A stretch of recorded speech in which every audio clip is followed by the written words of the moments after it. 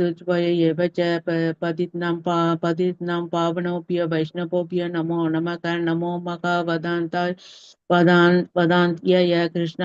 कृष्ण प्रेम प्रदाय दे कृष्णाय कृष्ण चैतन्य नाम्ने गौरविषे नमः गुरुवे गौरचन्द्राय राधिकाय तदालय कृष्णाय कृष्ण भक्ताय तत्भक्ताय नमो नमः नमः ओं विष्णुपादाय कृष्ण प्रेष्ठाय भूतले श्रीमदे भक्ति वेदांत स्वामिनी नामिने नमस्ते सारस्वती देवे गौरवाणी प्रचारिणे निर्विशेष शून्यवादी पाश्चात् देशतारिणे श्री कृष्ण चैतन्य प्रभु नित्यानंद श्री अद्वैत गदाधर श्री वासादि गौर भक्त वृंद हरे कृष्णा कृष्ण कृष्ण हरे हरे हरे राम राम राम हरे हरे हरे कृष्णा कृष्ण कृष्ण हरे हरे हरे राम राम राम हरे हरे हरे कृष्णा कृष्ण कृष्ण हरे हरे हरे राम राम राम हरे हरे हरे कृष्णा प्रभु हरे कृष्णा माता जी थैंक यू माता जी माताजी हरे कृष्णा हरे कृष्णा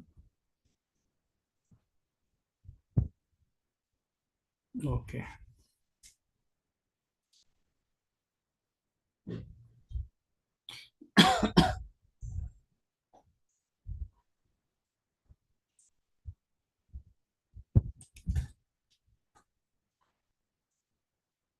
ஹரே கிருஷ்ணா மாதாஜி எல்லாருக்கும் நமஸ்காரம். ஹரே கிருஷ்ணா ஹரே கிருஷ்ணா. நேற்று நாம் ஒரு ஸ்லோகம் தான் எடுத்தோம் ஸ்டார்டிங்கில். ஆனால் இனி ஃபாஸ்ட்டாக தான் போய் ஆகணும். நமக்கு ஒரு டேஸ் கொடுத்துக்கிறாங்க, அந்த டேஸ்க்குள்ளே பண்ணி ஆகணும். அதனால் ரொம்ப சீக்கிரமாக முடிப்போம். ஏன்னா இன்னைக்கு இந்த அத்தியாயத்தில் கொஞ்சம் 28 ஸ்லோகம் வரைக்கும் கொஞ்சம் ஃபாஸ்ட்டாக போயிடலாம். 28 மேலே கொஞ்சம் இதாகும். பார்ப்போம் இன்னைக்கு எவ்வளோ முடியுமோ பார்க்கலாம். ஹரே கிருஷ்ணா. சீக்கிரமாக முடிக்க பார்ப்போம். ஹரே கிருஷ்ணா மாதாஜி பிரபு. நான் இதை கொஞ்சம் பேர் தான் வந்திருக்காங்க பொழுது. ஸ்டார்ட் பண்ணிடலாமா? ஸ்டார்ட் பண்ணல பிரபுஜி. ஒருத்தர் ஜாயின் பண்ணிட்டு இருக்காங்க, மெசேஜ் போட்டுட்டு இருக்கோம் பிரபுஜி. ஓகே மாதாஜி. ஏன்னா எல்லாம் 3 மணிக்கு மேலே தான் வருவாங்க, எல்லாமே வர்றது எல்லாமே. ஹரே கிருஷ்ணா. சரி, ஓகே.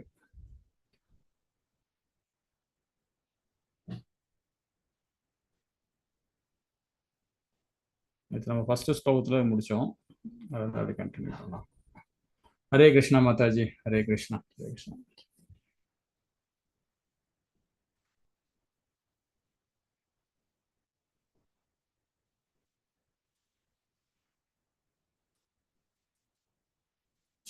ஓகே, 2வது ஸ்லோகம் ஆரம்பிக்கிறீங்களா? ஹரே கிருஷ்ணா.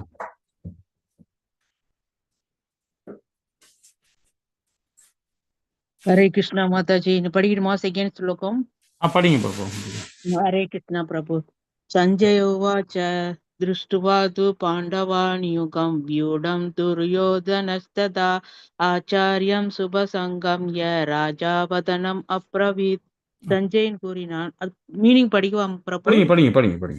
சஞ்சயன் கூறினான், மன்னரே, பாண்டுவின் மகன்களால் அணிவகுக்கப்பட்ட படையை மேற்பார்வையிட்ட பிறகு மன்னன் துரியோதன் தன் ஆச்சாரியரை அணுகி பின்வருமாறு கூறினான். ஹரே கிருஷ்ணா ஹரே கிருஷ்ணா ஹரே கிருஷ்ணா. இப்ப நாம நேத்து பார்த்ததுல ஃபர்ஸ்ட் ஸ்லோகத்துல சஞ்சயன் கிட்ட கேட்கிறாரு, அவரு திருதராஷ்டிரர் கேட்டாரு. அதை பத்தி நம்ம டீட்டெயிலா படிச்சோம். இப்போ சஞ்சயன் இப்ப பேச ஆரம்பிச்சிருக்காரு. நம்ம எந்தெந்த ஸ்லோகத்துல யார் என்ன பேசுறாங்கன்னு சொல்றது நீங்க நோட் பண்ணிட்டே வந்தா ரொம்ப நல்லா இருக்கும். ஏன்னா எப்பவுமே கீதை படிக்கும் போதும் பாகவதம் படிக்கும் போதும் நோட்ஸ் பண்றது ரொம்ப இம்பார்ட்டன்ட். எந்த ஸ்லோகத்துல யார் பேசுறாங்க அப்படின்றது உங்களுக்கு கொஸ்டினா கூட வரும். அதனால அதை கொஞ்சம் ஃபாலோ பண்ணீங்க. இப்ப சஞ்சயன் பேச ஆரம்பிச்சிருக்கிறார். ஏன்னா நிறைய விஷயத்துல பாத்தீங்கன்னா சஞ்சயன் 41 இடத்துல கேள்வி கேட்கிறார். 41 ஸ்லோகம் அவர் யூஸ் பண்றார். அந்தந்த ஸ்லோகத்துல ரொம்ப அழகா இருக்கும். அது ரொம்ப நம்ம உன்னிப்பா கவனிக்கலாம். இந்த ஃபர்ஸ்ட் ஸ்லோகத்திலே இப்பதான் சஞ்சயன் ஆரம்பிச்சிருக்காரு. என்ன சொல்றாரு பாத்தீங்களா? 12 மகன்களை அணிவகுக்கப்பட்ட படையை மேற்பார்த்த பிறகு மன்னன் துரியோதனன் தன் ஆசிரியரை அணுகி பின்வருமாறு கூறினான் அப்படின்னு. ஆசிரியர்னா யாருன்னு தெரியுமா? யாராவது சொல்ல முடியுமா? அவர் ஆசிரியரை அணுகினான் துரியோதன்றாரு. எந்த ஆசிரியரும் அவர் கேட்கிறார்? ஏன்னா 2-3 ஆசிரியர் இருக்காங்க அந்த போர்க்களத்துல. யாராவது சொல்ல முடியுமா?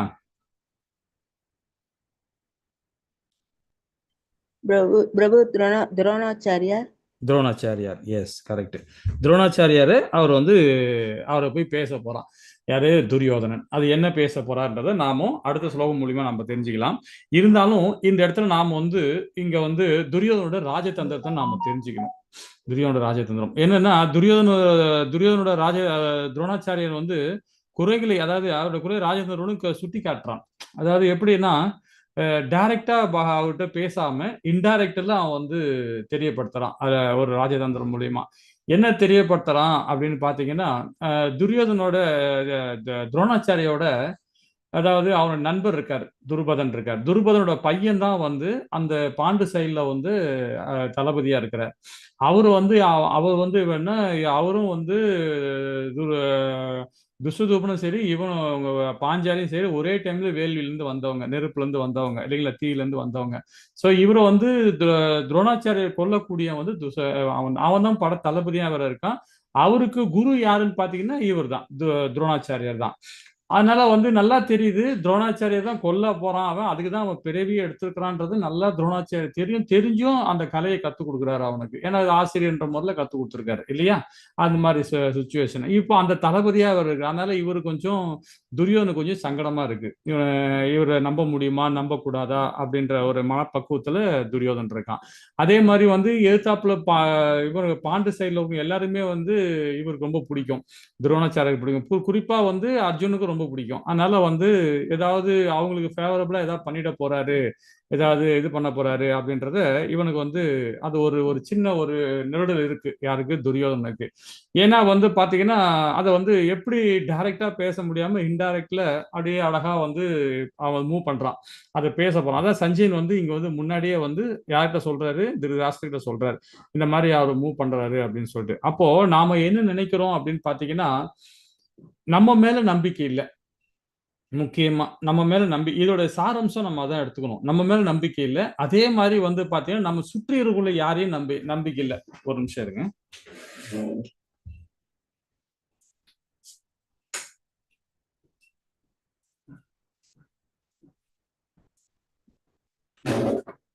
நம்மளை சுத்தி இருக்கிறவங்களே நம்பிக்கை கிடையாது. காரணம் என்னன்னு பாத்தீங்கன்னா, அந்த ரஜோ குணத்துல இருக்கிறவங்களுக்கு வந்து பாத்தீங்கன்னா அந்த ஆட்டோமேட்டிக்கா அந்த குணம் வந்துடும். யாரும் நம்ப மாட்டாங்க, யாரையும் நம்ப மாட்டாங்க அந்த இது மாதிரி. அதனால இந்த இடத்துல அவரு இதனால என்ன ஆகுதுன்னு பாருங்க, நம்ம வாழ்வில் சில எதிர்வினையாளர்கள் இருக்கிறோம். இந்த நம்பிக்கை இல்லாதனால்தான் நாம வந்து பக்தி கூட சரியா கொடுக்க மாட்டாங்க. கோவில்ல கூட பகவானுக்கு சேவை பண்ற கூட நம்பிக்கை இல்லைன்னா பக்தியை சும்மா பேரு தான் கோயிலுக்கு போவாங்க, நம்பிக்கை இருக்காது. இதெல்லாம் நம்பிக்கை இல்லப்பா, இதெல்லாம் சரியில்லைப்பா அப்படின்ற மாதிரி இருப்பாங்க இல்லைங்களா. சோ அந்த நம்பிக்கைன்றது வந்து ரொம்ப ரொம்ப இம்பார்ட்டன்ட். பக்தியிலையும் சரி, அதுலயும் வாழ்க்கையிலும் சரி, பௌதிகத்திலையும் சரி. நம் வாழ்வில் சில எதிர்மறையானவர்கள் இருக்கிறோம், அவர்களால் நாம் எவ்வளவு பாதிக்கப்படும் என்பதை நாம் சேர்த்து கொள்ளலாம். அதாவது பாத்தீங்கன்னா அதோட சாராம்சம் நம்ம இதை எடுத்துக்கலாம் இல்லைங்களா. இப்போ 3வது ஸ்லோகத்துல வந்து அதோட கண்டினியூட்டி பார்க்கலாம். இது நல்லா பாத்துங்க. 2வது ஸ்லோகத்துல யார் பேசுறா, சஞ்சயன் பேசுறாரு. இதுலயும் சஞ்சயன் தான் கண்டினியூ பண்றாரு. என்ன சொல்றாரு பார்க்கலாமா. ஹரே கிருஷ்ணா. ஹரே கிருஷ்ணா மாதாஜி. யாரும் படிக்கிறீங்களா? கொஞ்சம் ஃபாஸ்டா படிங்க. புத்திராணாம் ஆச்சாரிய மகதீம் சமும் பியூடாம் திரிபுத புத்திரேன தவசி யசேன தீமதா. ஆச்சாரியரே, துருபத குமாரன உங்க புத்திசாலி சீடனால் நேர்த்தியாக அணிவகுக்கப்பட்ட பாண்டு புத்திரர்களின் மாபெரும் படையை பாருங்கள். ஹரே கிருஷ்ணா. பாருங்க. இப்ப வந்து பாத்தீங்கன்னா இப்ப இவரு துரியோதன என்ன சொல்றான், அவரு துரோணாச்சாரிய கிட்ட வந்து இது பண்றான், இன்டிமேட் கொடுக்குறான். இந்த மாதிரி பாண்டுவின் மகன்கள்லாம் பெரிய படையில உங்க புத்திசாலி சீடர்கள். புத்திசாலி சீடர்னா இப்ப அவங்க 5 பேருமே புத்திசாலிங்க. இது இல்லாம துசதூமன் இருக்காங்க, ஏகப்பட்ட பேர் இருக்கிறாங்க அந்த சைட்ல இருக்கிறாங்க. இவங்க எல்லாமே வந்து பார்த்தா ரொம்ப திறமையா செய்யப்பட்டிருக்கு அந்த படைய.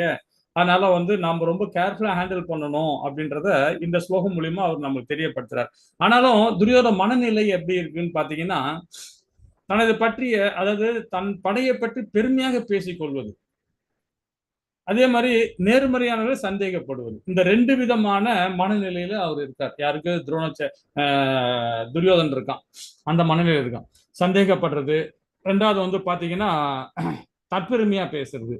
தற்பெருமை வந்து நம்ம எல்லாருக்குமே வந்து என்னைக்குமே வந்து அது சரியான எதுவுமே கிடையாது. சில பேர் சொல்லுவாங்க, நான் இப்படி நான் இந்த இது பண்ணேன், நான் அந்த இது பண்ணேன், இப்படி பண்ணேன், அப்படி பண்ணேன்னு சொல்லிட்டு பேச பேச என்ன ஆகும்னா ஆட்டோமேட்டிக்கா நமக்குள்ள அந்த ரசோகுணம் மைண்ட்ல வந்துடும். நம்ம இந்த மாயை வந்து நம்மளை ஆட்கொள்ள ஆரம்பிச்சிருவோம். இதெல்லாம் வந்து மாயத்தோட தொடர்பு உள்ள விஷயங்கள். இதெல்லாம் வந்து அதாவது தற்பெருமையா பேசுறது, அடுத்தவங்களை பத்தி தப்பா பேசுறது, இதே மாதிரி வந்து சந்தேகப்படுறது, இதெல்லாம் பேச ஆரம்பிச்சாவே ஆட்டோமேட்டிக்கா மாய வந்துருவோம். இதுக்கு ஒரு ஸ்பெஷல் கிளாஸ் நாம இப்போ ஏற்கனவே முன்னாடி வச்சிருக்கிறோம். 2-3 இதுல இருக்கு. நீங்களோட யூடியூப்ல சர்ச் பண்ணி பார்த்தா தெரியும் உங்களுக்கு. மாயத்தை பத்தி ரொம்ப அழகா அதில் நம்ம சொல்லியிருக்கிறோம். ஏன்னா வந்து நம்மளுடைய ஒரு குரு மகாராஜா வந்து தமிழ்ல வந்து மொழிபெயர்ப்பு பண்ணி ரொம்ப அழகா அந்த புக் எழுதியிருக்கிறார். ரொம்ப அற்புதமா இருக்கும் அந்த புக். அது நான் 2-3 கிளாஸ் நான் எடுத்தேன். நான் அது 2-3 செக்ஷன் எடுத்தேன் நிறைய. அது வந்து 37-40 அத்தியாயம். அது ரொம்ப நல்லா இருக்கும். அதோட 3-4 வாட்டி நான் அந்த கிளாஸ் எடுத்தோம். அது ரொம்ப நல்லா இருக்கும். அந்த மாயத்துல நாம எங்கெல்லாம் நாம ஸ்லிப் ஆகுறது ரொம்ப அழகா அதுல சொல்லப்பட்டிருக்கு. இதெல்லாம் வந்து மாயத்துல உள்ள விடுறது. இந்த இந்த இந்த எண்ணங்கள்லாம் வந்து மாயத்துல. அப்ப அந்த மாயத்துல நம்ம போயிட்டோம்னா ஆட்டோமேட்டிக்கா ரசோகுணம் போயிடுவோம். ஆட்டோமேட்டிக் ரசோகுணம், சத்துகுணம் கூட இருக்க மாட்டோம், ரசோகுணம் போயிடுவோம்.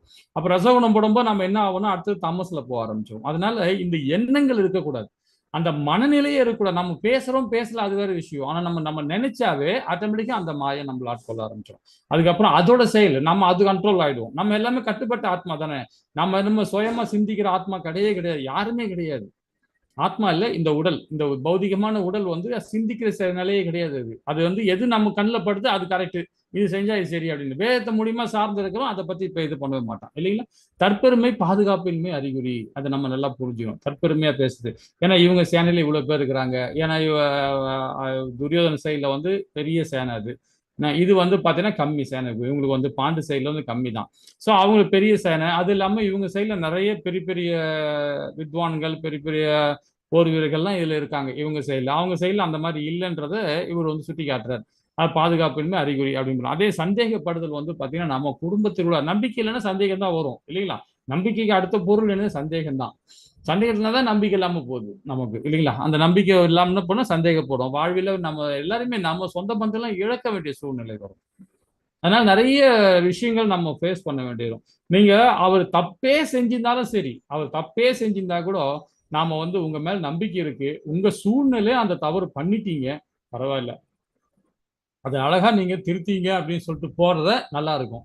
அதை விட்டுட்டு அந்த இன்னும் நான் அவங்கள அப்படியே பண்ணிக்கிட்டே இருந்தேன்னு வச்சுங்களேன், அப்போ என்ன ஆகும்னா இன்னும் பிரச்சனை பெருசா போயிட்டே இருக்கும். இதெல்லாம் பாத்தீங்கன்னா இதுக்கும் நம்ம ஸ்ரீல பிரபுபாதா ரொம்ப அழகான ஒரு புக் எழுதியிருக்கிறார்.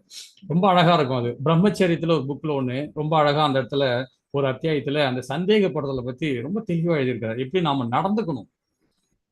இப்ப நிறைய பேர் பாத்தீங்கன்னா ஃபேமிலியில செகண்ட் தீக்ஷா வாங்கிக்கிட்டு 2 பேர் கோவில்ல இருக்காங்க, நிறைய பேர் வராங்க போறாங்க. பட் அந்த கோவில்ல வேலை சேவா பண்றேன்னு சொல்லிட்டு இருக்காங்க. ஒரு ஃபேமிலி இருக்காங்க பாத்தீங்களா. 2 பேருமே சின்ன வயசு பசங்க தான். இப்பதான் மேரேஜ் பண்ணாங்க. ஒரு 2 இயர்ஸ் தான் ஆச்சு மேரேஜ் பண்ணி. குழந்தை கிடையாது, மேரேஜ் பண்ணிருக்காங்க. இதுல என்ன காரணம்னா செகண்ட் தீக்ஷா 2 பேருமே எடுத்துக்கிட்டாங்க. இருந்தாலும் 2 பேருமே இப்ப டிவோர்ஸ் நிக்கிறாங்க. செகண்ட் தீக்ஷா வாங்கினவங்களே. இது மாதிரி ஏகப்பட்ட கோவில் இது மாதிரி பிரச்சனைகள் இருக்கு. காரணம் என்னன்னு பாத்தீங்கன்னா நாம வந்து அது நம்பிக்கை கிடையாது. செகண்டரி இனிஷியேட் எடுத்தவங்களோட அந்த மாதிரி. ஏன்னா இப்போ ஒரு மாதாஜி வந்து பகவான் மேல ரொம்ப பிரியமா இருப்பாங்க. ஒரு பிரபுஜி நல்ல பிரியமா இருப்பாங்க. ஒரு பிரபுஜி மாதாஜி அந்த ஃபேமிலியில ஹஸ்பண்ட் ஒய்ஃப் 2 பேருமே ஒருத்தர் வந்து வெளியே பௌதியத்தில் இருப்பாரு, ஒருத்தர் வந்து பகவான் கிட்ட தோணும். பகவான்கிட்ட சேவையும் பண்ணிப்பாரு, பௌதியத்திலே இருப்பாரு. ஸோ அந்த மாதிரி இருக்கும்போது பாத்தீங்கன்னா அவங்களுக்கு மேரேஜ் வந்து பிரச்சனை தான் வரும். ஏன்னா அது வந்து பிராமண தீட்சா வாங்கிட்டாங்கன்னா அதை கரெக்டா ஃபாலோ பண்ணணும். அப்போ அதை ஃபாலோ பண்ணலாம், அபராதன்றது 2 பேருக்குமே தெரியும். ஆனாலும் அதை ஒருத்தர் ஃபாலோ பண்ணார், ஒருத்தர் ஃபாலோ பண்ணணும். அப்ப என்ன? குடும்பத்துல பிரச்சனை வரும் இல்லைங்களா. அது எங்கிருந்து வருது? சந்தேகத்தில் தான் வருது, நம்பிக்கை இல்லாததான் வருது. அதனால மேக்சிமம் வந்து யார் மேலும் எல்லாருமே நம்பிக்கை வைக்கணும். நம்பிக்கை இல்லைன்னா நமக்கு ரொம்ப பிரச்சனைகள் தான் வரும். அதை நம்ம புரிஞ்சுக்கணும். இந்த இடத்துல இந்த துரியோதனன் வந்து அந்த மனநிலை வந்திருக்கிறான் இல்லைங்களா. இது நம்ம இன்னும் போக விரிவா படிக்கலாம். ஹரே கிருஷ்ணா. 4, 5, 6, 7 இது படிக்கிறீங்களா? சொல்றீங்களா யாராவது? படிக்கிறேன் பிரபு.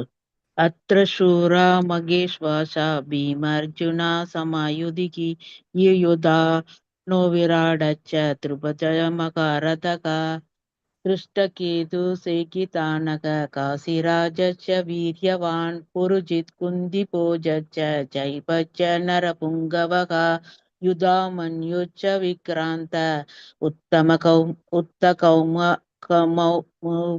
वीर्यवान् सौभद्रो द्रौपदेया च सर्व एव मकरतक अस्मामहं तु विष्टाये ददां तान्ति पोदे विविचोत्तम नायका मम सन्न्यस्य सञ्जातं तान् प्रविमिदे. அதான் அவ்வளவுதான் பிரபு. இன்னொரு ஸ்லோகம் இருக்கா பிரபு? இன்னொரு ஸ்லோகம் இருக்கு. பவான் பீஷ்மச்ச கருணச்ச கிருபச்ச ஸ்மிருதிச்ச யக அஸ்வத்தாமா விகர்மச்ச தௌமதஸ்தி திஸ்தைவச்ச. ஹரே கிருஷ்ணா பிரபு. இது ஃபுல்லா மீனிங் படிக்கலாமா பிரபு? நான் படிச்சேன். ஓகே. இப்ப இந்த 4வது ஸ்லோகத்துல இது வந்து இப்பவும் சொல்றோம். இப்ப நாம இப்ப யார் இப்ப இந்த ஸ்லோகத்தை சொல்றா? இந்த 7 ஸ்லோகம் அந்த 4ல இருந்து 7 வரைக்கும் யார் சொல்லிட்டு இருக்கா? யார சொல்ல முடியுமா? சஞ்சய். சஞ்சய் தான். நோட் பண்ணிக்கிட்டே வாங்க. ஒரு நோட் பொண்ணு பேனா வச்சுங்க, ஒரு நோட் பேப்பர் வச்சுங்க, நோட் பண்ணிட்டே வந்தீங்கன்னா ரொம்ப நல்லா இருக்கும். இப்பவும் யார் பேசுறா? சஞ்சய் தான் பேசுறா. இப்ப துரியோதனோட மனநிலைய எப்படி சஞ்சய்க்கு தெரியுது? இதெல்லாம் ரொம்ப உன்னிப்பா கவனிக்கணும். சஞ்சய் அங்க வந்து அங்க சஞ்சயன் வந்து அங்க அங்க சொல்றார், இவர் இந்த மாதிரி சிந்திக்கிறான் அப்படின்றத சஞ்சயனுக்கு எப்படி தெரியும்? ஒரு லைவ்ல பாக்குறான், அவ்வளவுதான். ஆனா வேதவியாசர் ஆஹ் அந்த அந்த சக்தி வந்து அவர் வந்து கொடுத்திருக்கிறார். யாரு? துரோணாச்சாரியர். நம்ம வியாச பகவான் வந்து அவர் கொடுத்திருக்கிறார். வியாசர் வந்து அவர் கொடுத்திருக்கனால அவருக்கு அது தெரியுது. இது எல்லாமே அவருடைய ஸ்மெல் எல்லாம் அவரோட திங்க் பண்றான். திங்க் பண்ணி சொல்றான், இந்த வாசனை, இந்த மலரோட வாசனை இருக்கு, இந்த ஸ்மெல் எரியுது, அங்க பிணங்கள் ரொம்ப அதிகமா, இந்த ஸ்மெல் பயங்கரமா இருக்கு, அதெல்லாம் கூட வந்து ஷேர் பண்றான் இவர்கிட்ட, திருதர்ஷன்கிட்ட. சோ அது அந்த சக்தி இருக்கு இல்லைங்களா? இப்ப நாம இங்க வருவோம். இந்த சேனையில் பீமனுக்கும் அர்ஜுனுக்கும் சமமான வில்லாளியான பலரும் இருக்கின்றன. யுதனும் விராடன் துருபதன் போன்ற மாவீரர்கள் உள்ளார்கள் அப்படின்றத யாரு சொல்றா? சஞ்சயன் வந்து திருதராஷ்டிரர்கிட்ட சொல்றான். ஏன்னா இந்த போர் படைகளை இவங்க இருக்கிறாங்க அப்படின்ற அந்த மனநிலையை நம்ம இப்ப துரியோதன மனநிலை ஏற்கனவே நம்ம படிச்சிருக்கோம் இல்லைங்களா? அதனால ரொம்ப ஷார்ட்டா அதை முடிச்சுட்டேன். நம்ம ஒண்ணு பின்னாடி வரும்போது பத்தி இன்னும் விரிவா படிக்கலாம். அப்படி இந்த சைட்ல வந்து பாத்தீங்கன்னா பொதுவா வந்து கிட்டத்தட்ட 11வது ஸ்லோகம் வரைக்குமே யார் யாரு இந்த சேனையில இருக்கிறாங்க அப்படின்றத இங்க வந்து சஞ்சயன் வந்து சொல்லிட்டே வர்றாரு. ஒரு இந்த சேனையில இவங்க இருக்கிறாங்க, அந்த இதுல இவங்க இருக்கிறாங்க, இவங்க பேர் எல்லாம் சொல்றாரு. ஆனா வந்து நமக்கு வந்து இப்ப நேரம் இல்லாதனால நம்ம அவ்வளோ படிக்க முடியல. இருந்தாலும் நான் ஒரு சில விஷயங்களை நாம இது பண்ணலாம். இப்போ வந்து பீமன் இருக்கா, அர்ஜுன் இருக்கான். அர்ஜுனும் பீமனை பத்தி உங்க எல்லாருக்குமே தெரியும் இல்லைங்களா? அதே மாதிரி பாத்தீங்கன்னா யுதான் இருக்கான், விராடன் இருக்கான், துருபதன், இவங்கெல்லாம் வந்து பாத்தீங்கன்னா இவங்களை பத்திலாம் நம்ம தெரிஞ்சுக்கணும். இவங்க ஸ்டோரி மூலியமா நம்ம தெரிஞ்சுக்கலாம். இப்ப முடியாது, நம்ம போக ஒரு இதுல நான் வரும், அந்த சப்ஜெக்ட் வரும். அந்த சப்ஜெக்ட் வரும்போது நான் விராடனை பத்தியும் சொல்றேன், துருபதனை பத்தியும் சொல்றேன். அவங்க எல்லாம் வந்து போன ஜென்மத்துல எப்படி பிறந்தாங்க, ஏன் இந்த மகாபாரத போர்ல வந்து கலந்துகிட்டாங்க, இதுல வந்து என்ன கர்மா செய்யறாங்கன்றதையும் அந்த இது நாம படிக்கலாம். அது ஒரு ஸ்டோரி மூலியமா படிக்கலாம். அதே மாதிரி மேலும் இந்த 5வது ஸ்லோகத்துல என்ன சொல்றாங்கன்னா, மேலும் துஷ்டசூதா இது வந்து பாத்தீங்கன்னா துருபதனோட பையன் இல்லைங்களா? அப்புறம் வந்து செய்வது காசிராஜன், குந்திமோதன், அஸ்மனி போன்ற சிறந்த பலமிக்க போர் வீரர்கள் பலரும் உள்ளனர் அப்படின்றத 5வது ஸ்லோகத்தில் சொல்றாரு. 6வதுல பாருங்கன்னா இவங்க சைட்ல உள்ளவங்க, பாண்டு சைட்ல உள்ளவங்க எல்லாத்தையும் பத்தி சொல்றாரு. இவங்கெல்லாம் வந்து இவங்களுடைய ஹிஸ்டரி நம்ம தெரிஞ்சுக்கணும். இப்போ வந்து ஒரு ஆளோட யுதம் இருக்கான், பலமுள்ள உத்தமஜன, இவெல்லாம் வந்து பாத்தீங்கன்னா சுபத்திரை புதல்வனோட திரௌபதியோட குமாரர்கள் எல்லாருமே இவங்களை பத்தி நம்ம நிறைய தெரியும். முக்கியமா வந்து பாத்தீங்கன்னா சுபத்திரியோட பையன் யாருன்னு பார்த்து நம்ம தெரிஞ்சுக்கணும் இல்லைங்களா? சுபத்திரியோட பையன் அவன் யாரு? அவன் அபிமன்யுவோட லைஃப் என்ன? அவன் ஏன் வந்து இதுல சீக்கிரமா இறந்து போறான்? போன ஜென்மத்துல அவன் இந்த மாதிரி இருந்தான். இதெல்லாம் வந்து புராணத்துல ரொம்ப அழகா நம்ம எடுத்து வச்சிருக்கிறோம். நீங்க அது ஒரு இதா வரும்போது நாம அது விரிவா படிக்கலாம் அதை பத்தி. ஓகேங்களா? இப்ப எல்லாருமே இந்த சைட்ல உள்ளவங்க எல்லாம் சொல்றாங்க. ஆனால் பிராமணன் சிறந்தவரே தாங்கள் தெரிந்து கொள்வதற்கு தனது செயலை வழிநடத்தும் தகுதி வாய்ந்த நாயகர்களை பற்றியும் தங்களிடம் கூறுகிறேன் அப்படின்றது இங்க வந்து ரொம்ப அழகா வந்து இங்க இது வந்து நம்மளுடைய வியாசர் வந்து ரொம்ப அற்புதமா திரைக்கதை எழுதுற மாதிரி எழுதியிருக்கிறார். இதை வந்து பாத்தீங்கன்னா இங்க என்ன சொல்றாரு பாருங்க, ஆனால் பிராமணரின் சிறந்தவரே தாங்கள் தெரிந்து கொள்வதற்காக என்னையே வழிநடத்தும் தகுதி வாய்ந்த நாயகளை பற்றி தங்களிடம் கூறுகிறேன் அப்படின்னு சஞ்சயன் வந்து திருதராஷ்டிரர்கிட்ட சொல்றாரு. ஆனா துரியோதன் வந்து துரோணாச்சாரியிட்ட பேசிட்டு இருக்காரு. துரியோதன் வந்து துரோணாச்சாரியிட்ட பேசிட்டு இருக்காரு. அத வந்து இவர் வந்து அப்ப இந்த இடத்துல வந்து பாத்தீங்கன்னா இந்த 4 ஸ்லோகத்திலையும் சம்பந்தப்பட்டவங்க யாருன்னா 4 பேர் இருக்கிறாங்க இல்லைங்களா? சஞ்சயன் இருக்கிறாரு, திருதராஷ்டிரம் இருக்கிறாருல்ல, சப்ஜெக்ட்ல இருக்கிறாரு. 2வது வந்து பாத்தீங்கன்னா துரியோதனை வந்து துரோணாச்சாரியும் சம்பந்தப்பட்டு அவங்க 2 பேரும் பேசுறத இவர் பேசி சொல்றாரு. அப்ப இதுல வந்து பாத்தீங்கன்னா 4 பேர் எவ்வளவு அற்புதமா கொண்டு வந்திருக்காங்க பாருங்க. இதெல்லாம் வந்து பாத்தீங்கன்னா பக்தி சாஸ்திரி கிளாஸ்ல உங்களுக்கு எல்லாம் சப்ஜெக்ட்ல கொஸ்டினா வரும். இதெல்லாம் உங்களுக்கு இதெல்லாம் இப்ப நீங்க நல்லா நோட் பண்ணிக்கலாம். ஓகேங்களா? இந்த அப்புறம் 8, 9, 10, 11 இந்த ஸ்லோகம் படிக்கலாமா இப்போ? ஹரே கிருஷ்ணா மாதாஜி. மாதாஜி யாராவது படிக்கிறீங்களா? நான் படிக்கிறேன் பிரபுஜி. பவான் பீஷ்மாச்ச கர்ணச்ச கிருபஸ்ய ஷமிம் ஜயக அஸ்வத்தாமா விகர்ணச்ச சௌமத்தி ததைவச அந்யேச்ச பரசுரா மத்தர்த்தே யத்த ஜீவிதாக நானாசத்ர பிரகரணாக சர்வே யுத்த விசாரதக. அப்படியே அந்த இதை படிச்சுங்க, தமிழ் மொழிபெயர்ப்பு படிச்சுங்க. 10வது ஸ்லோகம் படிக்கணும் தானே படிங்க 11 வரைக்கும் முடிச்சிருங்க. ஓகே. அபர்யாப்தம் தத் அஸ்மாகம் பலம் பீஷ்மாபிரக்ஷிதம் பிரயாப்தம் தவ்விதம் ஏதேஷாம் பலம் பீமாபிரக்ஷிதம் அயனேஷு சர்வேஷு யதா பாகம் அவஸ்திதாக பீஷ்மாம் ஏவாபிரக்ஷந்து பவந்து சர்வ ஏவகி. மரியாதைக்குரிய பெண்கள் பீஷ்மர், கர்ணர், கிருபாச்சாரியார், அஸ்வத்தாமன், விகர்ணன் மற்றும் சோமத்தனின் குமாரனான பூரீஸ்வரன் முதலியோர் போரில் எப்போதும் காண்பவர்களே. எனக்காக உயிரையும் கொடுக்கக்கூடிய எண்ணற்ற மாவீரர்கள் பலரும் உள்ளனர். யுத்தத்தில் வல்லுநர்களான அவர்கள் அனைவரும் பலவிதமான ஆயுதங்களுடன் தயாராக உள்ளனர். பாட்டனார் பீஷ்மரால் சிறப்பாக பாதுகாக்கப்பட்ட நமது பலம் அளக்க வியலாதது. ஆனால் பீஷ்மரால் கவனமாக பாதுகாக்கப்பட்ட பாண்டவ சேனையோ அளவிடக்கூடியது. படை அணிவகுப்பின் நுழைவாளில் தத்தமது போர் முனைகளில் இருந்தபடியே நீங்கள் அனைவரும் பாட்டனார் பீஷ்மருக்கு முழு பாதுகாப்பு அளிக்க வேண்டும். ஹரே கிருஷ்ண பிரபு. ஹரே கிருஷ்ணா பிரபு. ஹரே கிருஷ்ணா. இப்போ இங்க வந்து பாத்தீங்கன்னா துரோணாச்சாரியாரை அவன் டிகர் பண்றாரு. அவர் டிகர் பண்ணிட்டு அவர் என்ன சொல்றாரு, இது திஷ்டதூபன் சொல்றது நாம ஏற்கனவே படிச்சிருக்கோம் இல்லைங்களா. அவன் வந்து பாத்தீங்கன்னா இவரை கொல்லக்கூடியவன், இப்ப பட தளபதியா வர இருக்கான் பாண்டு சைட்ல. அவன் அதனால வந்து நீங்க அது இல்லாம வந்து துருபதனுக்கு நீங்க நண்பரா இருக்கீங்க, அதனால நீங்க அவருக்கு ஹெல்ப் பண்ற மைண்ட்ல இருக்காதீங்க அப்படின்னு சொல்றாரு. ரெண்டாவது இதெல்லாம் வந்து இந்த மாதிரி பேசிட்டே இருக்கும்போது சந்தேகப்படுறாரு, அதே மாதிரி தற்பெருமையாக பேசுறாரு, இன்னொன்று ஒரு விஷயம் பேசிட்டு இருக்காரு. இந்த மாதிரி 2-3 விஷயம்லாம் பேசும்போது பார்த்தீங்கன்னா இதுல வந்து துரோணாச்சாரியர் நம்ம பீஷ்மர் வந்து பார்த்துக்கிட்டே இருக்கிறார். பீஷ்மரை வந்து பாக்குறாரு. ஏன்னா பீஷ்மருக்கு நம்ம துரோணாச்சாரியருக்கு ரொம்ப ஒரு ரிலேஷன்ஷிப், நல்ல ஒரு ஃப்ரெண்ட்ஷிப் இருக்கு அவங்களுக்குள்ளார. ஸோ இவரு அப்போ அவர் துரோணாச்சாரியரை பத்தி நல்லா தெரியும். துரியோதனுக்கு தெரியுதோ இல்லையோ பீஷ்மருக்கு நல்லா தெரியும். அப்போ பீஷ்மரை நோட் பண்ணிக்கிட்டே இருக்கிறாரு. இவன் அவரை டிகர் பண்ணிக்கிட்டே இருக்கிறான், இது சரியா வராது அப்படின்னு சொல்லிட்டு அப்படியே நோட் பண்ணிக்கிட்டே இருக்காரு. எடுத்து என்ன பண்றாரு, எடுத்த உடனே சங்கு எடுத்து ஊத ஆரம்பிச்சிட்டார்.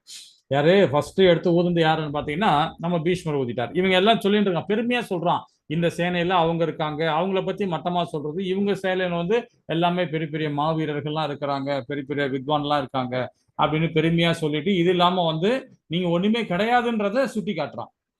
இந்த ஸ்லோகத்துல அது ஒரு நல்லா புரிஞ்சுக்கலாம். இந்த ஸ்லோகத்துல அவரை டம்மி பண்ற மாதிரியே பேசிட்டு அது அப்பதான் இதை பார்த்த உடனே தான் பீஷ்மர் என்ன பண்றா, எடுத்த உடனே 12வது ஸ்லோகத்துல எடுத்து சங்க எடுத்து ஊத ஆரம்பிச்சார். இந்த ஸ்லோகம் படிப்போமா? ஹரே கிருஷ்ண மாதாஜி, இதை படிக்கலாம். हरे कृष्ण प्रभु.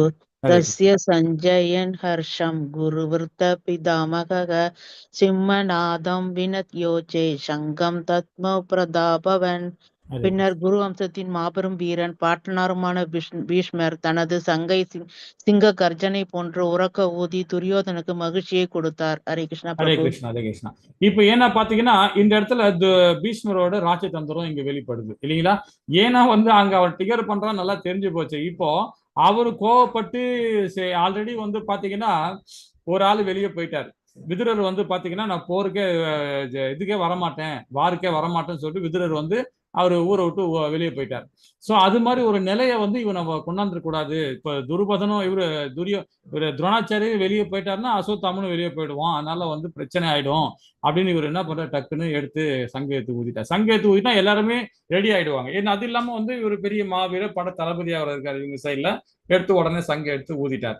ஊதின உடனே பாத்தீங்கன்னா அவங்க எல்லாமே அவங்களும் எடுத்து ஊத ஆரம்பிச்சிடணும் இல்லைங்களா. அதுக்கு என்னன்னா இந்த இது வரைக்கும் நம்ம படிச்ச வரைக்கும் 7, அதாவது 4ல இருந்து 11 வரைக்கும் ஸ்லோகம் வரைக்கும் என்ன படிச்சோம் பாத்தீங்கன்னா, பீஷ்மர் வந்து சங்க எடுத்து முழங்கினார். துரியோதனோட உள்ள பரிவினால் கிடையாது, அதெல்லாம் புரிஞ்சுக்கணும்.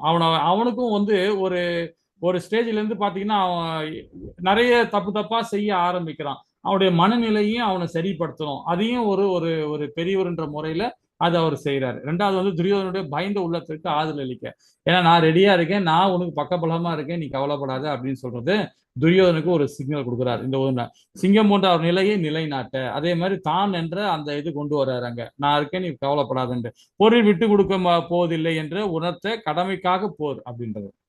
இந்த போர் வந்து பாத்தீங்கன்னா ஆக்சுவலா வந்து இவங்க சைட்ல உள்ளவங்க எல்லாமே வந்து ஒரு சிக்கலான சூழ்நிலை தான் துரியோதன்கிட்ட மாட்டின்றாங்க. இவங்க எல்லாமே வந்து தர்மம் தெரிஞ்சவங்க,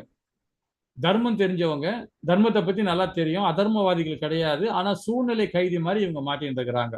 இப்ப அந்த நாள் சூழ்நிலை நல்லா தெரியும். ஏன்னா இவங்களுக்கு அதே மாதிரி எல்லாம் எதுக்காக தெரிஞ்சும் ஏன் அது மாதிரி இருக்காங்கன்னா மோகம். இது ரொம்ப இம்பார்ட்டன்ட். நம்ம குடும்பத்திலயும் அது மாதிரி நிறைய சிக்கல் வரும்.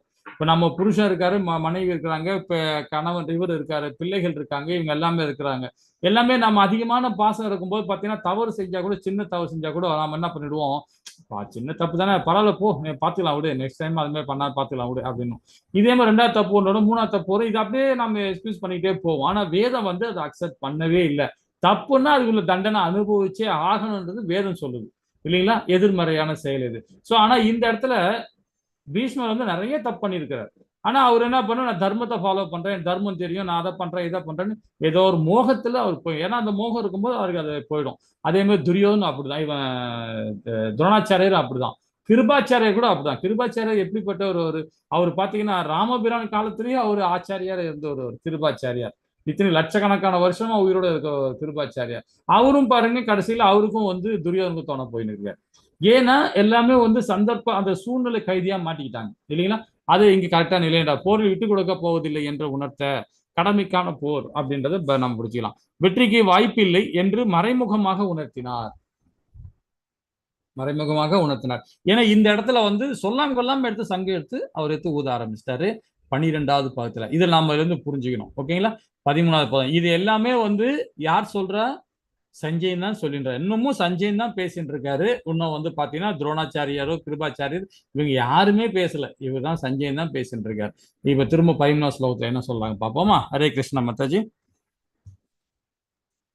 ததசங்காஷ்கபீர்யச்ச பணவாகன கோமுகாக சகசைவ யகயந்த ச சப்தஸ்துமுலோ பவந்து.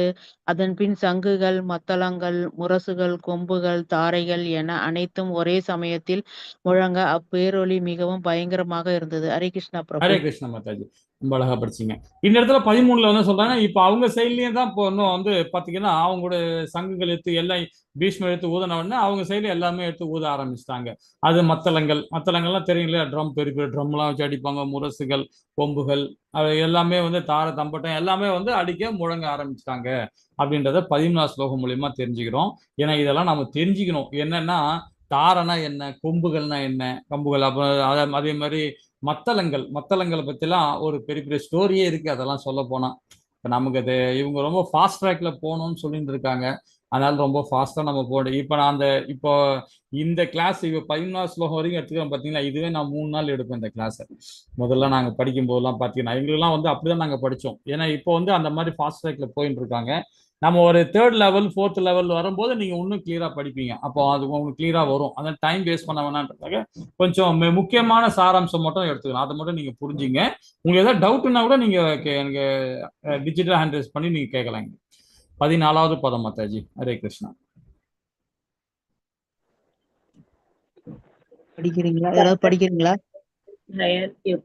மகதி சைந்தன சௌதி மாதவ பாண்டவ சைவ திவ்யௌ சங்கௌ பிரதத் மதுக. மறுதரப்பில் வெள்ளை குதிரைகள் பூட்டிய மிக சிறந்த ரதத்தில் அமர்ந்திருந்த பகவான் கிருஷ்ணரும் அர்ஜுனனும் தங்களது தெய்வீக சங்குகளை முழங்கினர். ஹரே கிருஷ்ணா. ஹரே கிருஷ்ணா. இப்ப பாத்தீங்கன்னா அங்க பீஷ்மர் அங்க எடுத்து சங்கு ஊதினோன்னா அவங்க சைடுல எல்லாருமே சங்கு ஊத ஆரம்பிச்சிட்டாங்க. இப்ப பாண்டு சைடுல சும்மா இருப்பாங்களா? இங்க யாராவது இருக்கா பாருங்க. அந்த மாதிரி இவங்க எல்லாமே ஊத ஆரம்பிச்சிட்டாங்க. பகவான் தான் ஃபர்ஸ்ட் எடுத்து ஊதுறார். அதாவது பாத்தீங்கன்னா வெள்ளை குதிரைகள் பூட்டிய ரொம்ப அழகான இது. வெள்ளை குதிரைனாமே நமக்கு வந்து எப்படின்னு தெரியும், பார்த்தா ஒரு மங்களகரமானது அது. அந்த வெள்ளை குதிரைனாவே, ஏன்னா வந்து சூரிய பகவானோட ரதத்துல பாத்தீங்கன்னா அந்த குதிரைகள் 7 குதிரைகளும் பாத்தீங்கன்னா அந்த ரதம் வந்து பாத்தீங்கன்னா அவ்வளவு அற்புதமா இருக்கும். ஆனா பகவான் ரதம் பாத்தீங்கன்னா அதை விட சிறப்பு அற்புதம் பகவானுடைய ரதம் இல்லைங்களா? அக்னி பகவானால கொடுக்கப்பட்ட அந்த தேர் அது. அதுவும் அந்த குதிரைகள்லாம் வந்து அது பெரிய பெரிய விஷயம். அது ஒரு குதிரைக்கு ஒரு பேர் இருக்கு. அந்த பேரை பாத்தீங்கன்னா அப்படி இருக்கும். எல்லாமே வந்து அவ்வளோ ஒரு அதெல்லாம் வந்து பாத்தீங்கன்னா தேவர்கள், அந்த குதிரைகள்லாம் ஒரு தேவர்கள். யாருக்கு இதெல்லாம் தெரியாது. இதெல்லாம் எங்க நான் படிச்சேன்னு பாத்தீங்கன்னா, நம்ம இதுல எப்படி நாம வந்து 700 ஸ்லோகம் இருக்கோ அதே மாதிரி வந்து பாத்தீங்கன்னா ஒரு கீதையை வந்து இன்னொருத்தர் உபதேசம் பண்ணுவார். அது யாருக்கு தெரியுமா? இன்னொரு கீதை ஒண்ணு இருக்கு. அவரும் சொந்தக்காரர் தான். யாருக்கு? கிருஷ்ணருக்கு சொந்தக்காரர் தான் அவரும். எப்படி அர்ஜுனன் உத்தவர எப்படி நண்பரா உத்தவ இருக்கிறதோ உத்தவரா பிரபு? உத்தவ உத்தவரா கீதை. உத்தவ கீதை உத்தவர பேர். அந்த கீதை உத்தவ 1150 100 கிளாஸ் 1100 ஸ்லோகம் மேல இருக்கும் அது. அதுல ரொம்ப அழகா அற்புதமா பகவான் சொல்றார். அந்த ரதத்துல உள்ள தேர்கள் பத்தி சொல்லுவாரு. அந்த தேரோட சக்கரங்களுக்கு பார்த்தீங்களா, அந்த சக்கரத்தையும் சொல்றாரு. இந்த சக்கரம் இந்த இந்த தேவர் இந்த அந்த ஷீட் அந்த உட்கார்ற இடம் வந்து ஒரு ஒரு ஒரு தேவரோட ஆசனம் அது. நான் நிக்கிற இடம் வந்து ஒரு தேவரோடது. குதிரை வந்து ஒரு குதிரையும் அந்த அந்த 7 குதிரையும் ஒரு தேவர் அது. அதை பத்தி ரொம்ப அழகா சொல்லுவாரு அதை பத்தி. அதெல்லாம் வந்து நம்ம உத்தவகீதையில ரொம்ப அழகா படிச்சிருக்கலாம். அதே மாதிரி வேதத்திலையும் அது மாதிரி உண்டு. தனி ஒரு இதே உண்டது. சரி, இந்த இடத்துல வருவோம். மறுதரப்பில் வெள்ளை குதிரைகள் பூட்டிய மிக சிறந்த ரதத்தின் அமர்ந்திருந்த பகவான் கிருஷ்ணர் அர்ஜுனனும் தங்களது தெய்வீக சங்கிலை முழங்கினர். அந்த பகவானுடைய தெய்வீக சங்கு பார்த்தீங்களா, ஒரு அசுரன் அது. அசுரனோட இதுதான் அது. ரொம்ப நல்லா இருக்கும் அந்த ஸ்டோரி எல்லாம் படிக்கணும். ரொம்ப அற்புதமா இருக்கும். படிப்போம், எல்லாத்தையும் விரிவா படிக்கலாம், டைம் இருக்கு. ஹரே கிருஷ்ணா. மூத்தவர்கள் ஆசீர்வாதங்கள் என்று விநியோகிக்கமும் உப்பு போல முக்கியமானது ஒருவரின் முன்னேற்றத்தை அதிவேகமாக உறுதிப்படுத்துகிறது. அதாவது ஒரு பெரியவங்க இதுல இந்த இடத்துல இந்த சேனையில எல்லாரோட பெரியவங்க யாருன்னு பாத்தீங்கன்னா பீஷ்மர் தான். பீஷ்மரோட பெரியவர் வந்து பாத்தீங்கன்னா இருக்காரு கிருபாச்சாரியார். கிருபாச்சாரியார் எல்லாம் அவரு காலங்காலமா இருக்கிறவர். ஆனா இந்த இடத்துல முக்கியத்துவம் யாரை கொடுக்குறாங்கன்னா பீஷ்மர் தான் கொடுக்குறாங்க. இந்த இடத்துல வந்து மகாபாரதத்துல இப்போ பீஷ்மரை வந்து பாத்தீங்கன்னா மூத்தவர், அவரோட ஆசீர்வாதம் கிடைச்சிடுச்சு இல்லைங்களா? அவர் கிடைச்சிச்சு. உடனே என்ன பண்றாங்க, இவங்க எல்லாமே சங்கு எடுத்து ஊத ஆரம்பிச்சிட்டாங்க. ஏன்னா ஒரு ஒரு ஒரு ஒரு நம்ம ஒரு ஸ்வீட்டோ ஒரு ஏதோ ஒரு சமையல் பண்றோம், ஏதோ ஒன்றா முக்கியமானது உப்பு. உப்பு இல்லாம நம்ம எதுவுமே செய்ய முடியாது இல்லைங்களா? உப்பு எப்படி ரொம்ப இம்பார்ட்டன்டா அது மாதிரி ஒரு ஒரு ஒரு காரியம் பண்றோம்னாவே நமக்கு வந்து பாத்தீங்கன்னா ஒரு குருவோட ஆசீர்வாதம் கண்டிப்பா வரும். ஒரு பெரியவங்களோட ஆசீர்வாதம் இல்லாம நம்ம எந்த செயல் பண்ணாலுமே அது நம்மள சங்கடத்தை தான் கொண்டு போய் விடும். அதனால எல்லா விஷயத்திலுமே வந்து பெரியவங்களோட ஆசீர்வாதம் கண்டிப்பா இருக்கணும் இல்லைங்களா? இந்த இடத்துல வந்து பாத்தீங்கன்னா இந்த பாண்டு சைட்ல வந்து பகவான் எடுத்து ஃபர்ஸ்ட் சங்கு எடுத்து ஊதிட்டார். அவங்க சைட்ல வந்து பீஷ்மர் ஊதிட்டார். ஸோ இது வந்து நாம வந்து ஒரு ஒரு பெரியவங்க நமக்கு ஒரு ஆசீர்வாதம் கொடுத்த மாதிரி அவங்க இது பண்ணிக்கிறாங்க. பகவான் கிருஷ்ணனோட இருப்பு மட்டுமே எல்லா மங்களையும் அள்ளித்தரும். அவரை சார்ந்த அனைத்துமே திவ்யமானவை அப்படின்னு சொல்லப்படுது. ஏன் பகவானோட இருப்பு எப்பவுமே வந்து மங்களம் அப்படின்னு சொல்லப்படுது? நம்ம வந்து அவர் கடவுள், அவர் ஆதி அந்தம் அப்படின்னு நம்ம சொல்றோம் இல்லைங்களா? அது அது மாத்திரம்தான் சிறப்பா? எதுக்காக நமக்கு வந்து மங்களம் ஏன் சொல்றாங்க? ஒரு குறிப்பா ஒன்னு இதுல தெரிஞ்சுக்கணும் நாம. அது யாராவது சொல்ல முடியுமா? நீங்க என்ன புரிஞ்சிருக்கீங்க சொல்ல முடியுமா? பகவான் கிருஷ்ணனோட இருப்பு மட்டுமே எல்லா மங்களையும் அள்ளித்தரும். அவரை சார்ந்த அனைத்துமே திவ்யமானவை அப்படின்னு சொல்லப்படுது. இந்த அர்த்தம் நம்ம என்ன புரிஞ்சுக்கிறோம் நம்ம? யாராவது சொல்ல முடியுமா?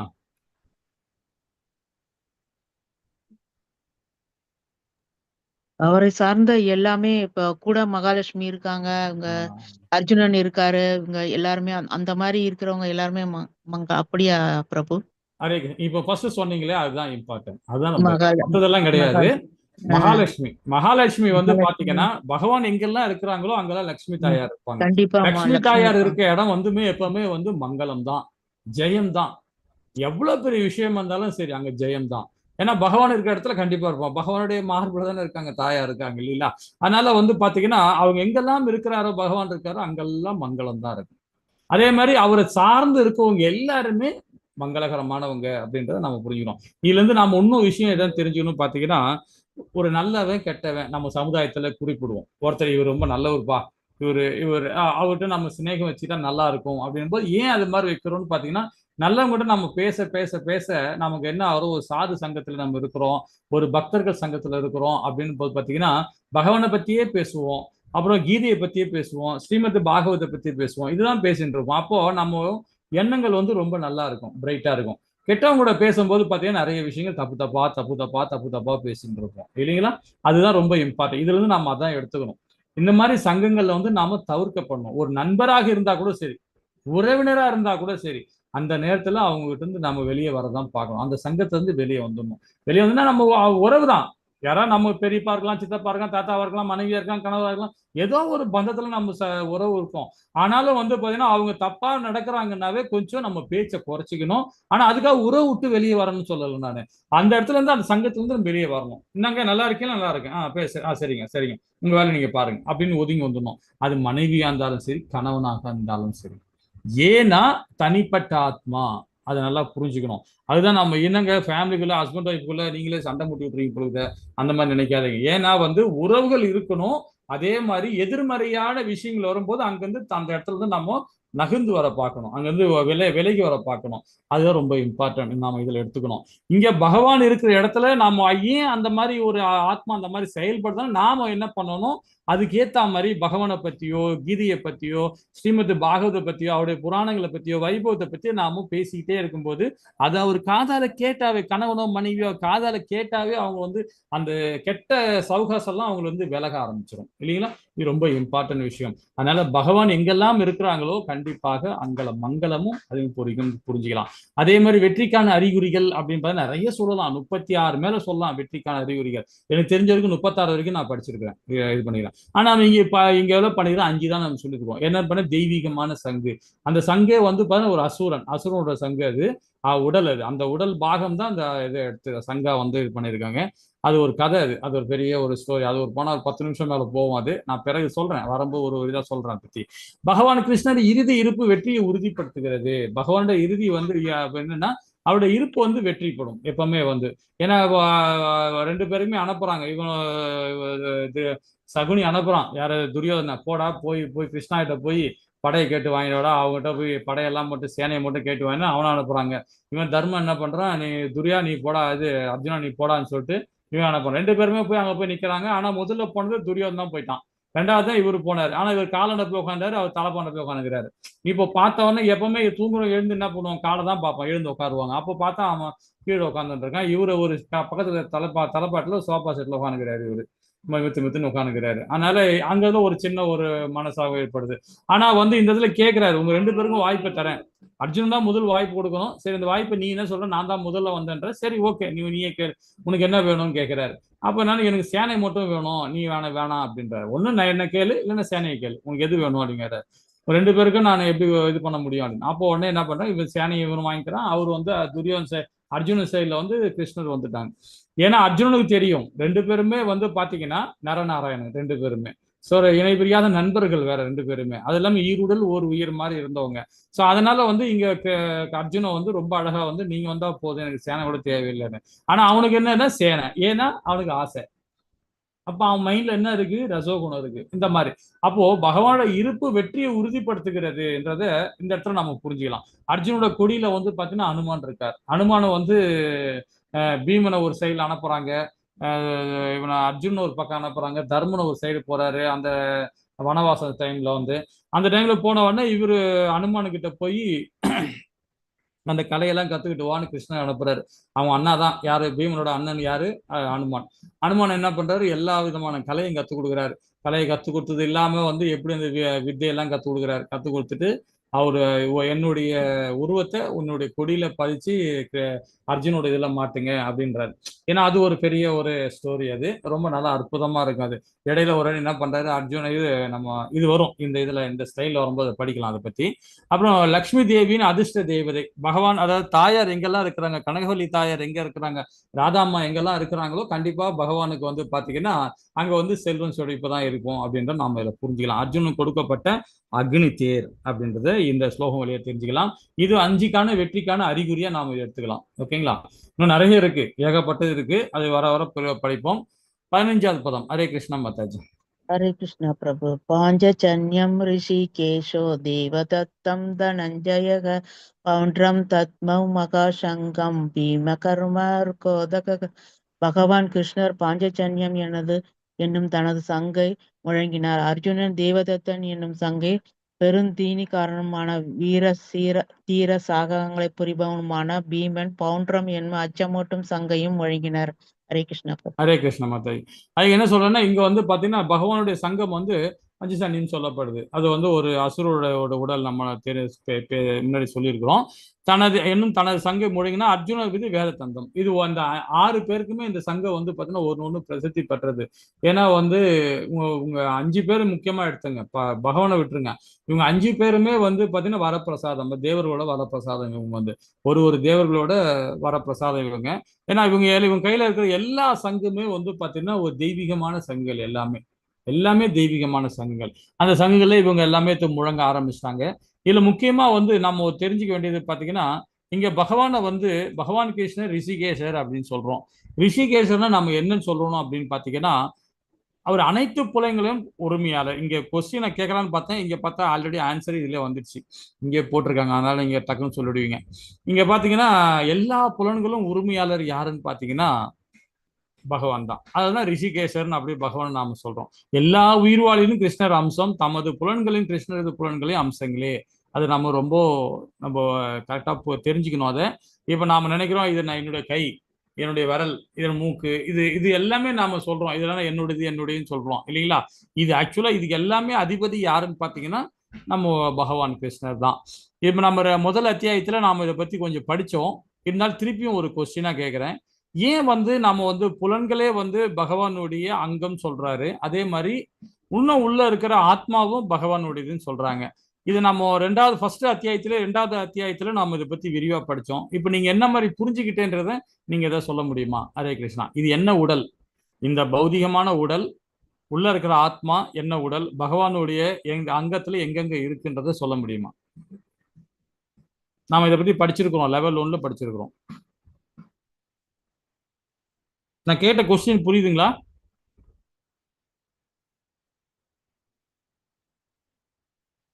இந்த பௌதீக உடல் பகவான் கிட்ட எங்க இருந்து இருக்கு? ஆத்மா பகவானோட எங்க இருக்கு? பகவான் உடல்ல எங்க இருக்கு?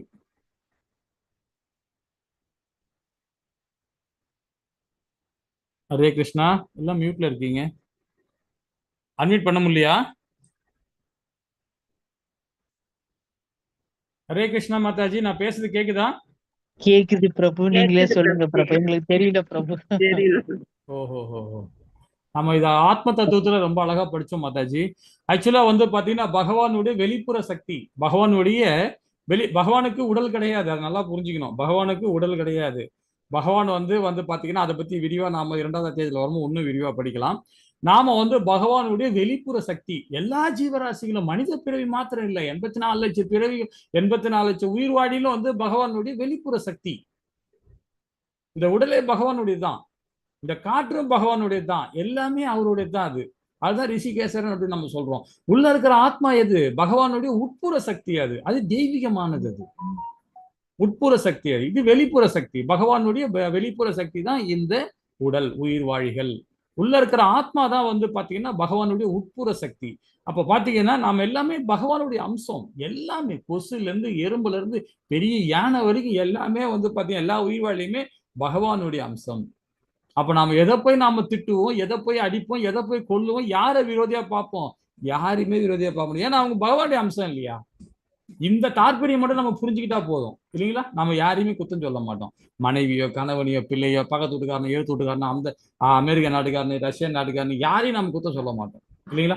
அப்ப நாம என்ன நினைப்போம்? தனி மனித ஒழுக்கத்தோட நம்ம வாழ ஆரம்பிச்சிடுவோம் இல்லைங்களா? இதுதான் நம்முடைய சனாத தர்மம் சொல்ல. இதுதான் ரிஷிகேசருடைய தன்மை. இது நம்ம நல்லா புரிஞ்சுக்கணும். எல்லாமே வந்து இந்த உடலே பகவானுடைய தான். உள்ள இருக்கிற ஆத்மாவும் பகவானுடைய உட்புற சக்தி. அதை பத்தி இன்னும் விரிவா நம்ம படிக்கலாம். ஹரே கிருஷ்ணா. லெவல் 2ல வரும், அது 2வது அத்தியாயத்துல வந்து இன்னும் விரிவா போயிடும். நமது புலன்களை பகவான் கிருஷ்ண திருப்திக்காக அவர் சேவையில் ஈடுபடுத்த வேண்டும்.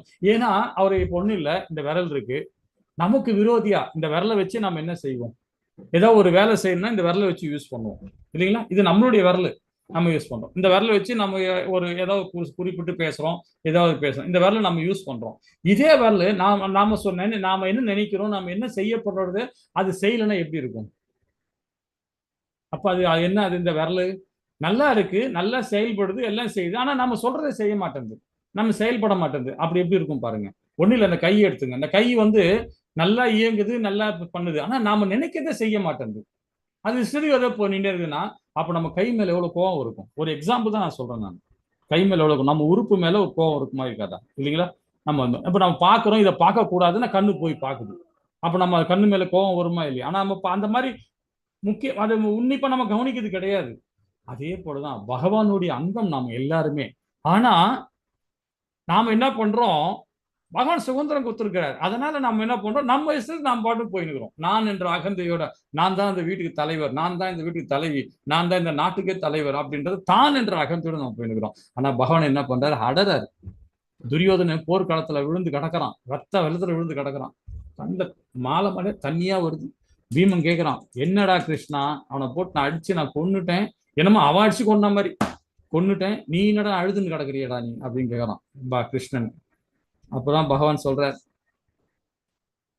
அவனும் நானே நீயும் நானே அப்படின்றார். அவனுக்கு ஒரு உபதேசம் பண்றார் அந்த இடத்துல.